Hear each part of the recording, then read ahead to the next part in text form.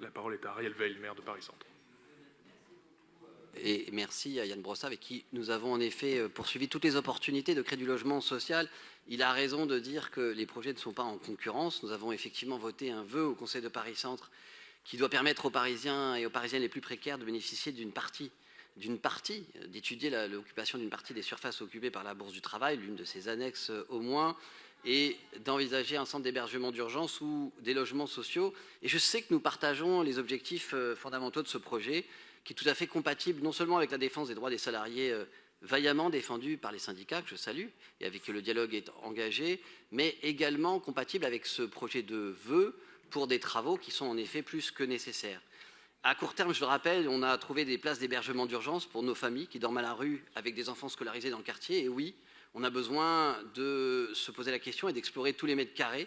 On a besoin d'être exemplaire et d'utiliser toutes les surfaces dont la ville est propriétaire, qui ne sont pas exploitées à 100% dans les usages actuels. C'est ce que nous avons fait à la caserne des Minimes, c'est ce que nous avons fait à la Tour Morland, à la PHP, avec la PHP Avenue Victoria, au centre électrique de transformation électrique de la rue d'Aboukir.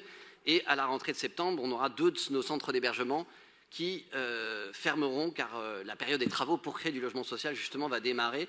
Et ce sont au moins 240 personnes, presque 250 personnes qui sont menacées de dormir dans la rue avec des enfants en bas âge et scolarisés à Paris Centre. Alors à moyen terme, évidemment, l'objectif c'est de créer du logement de type familial pour les agents publics.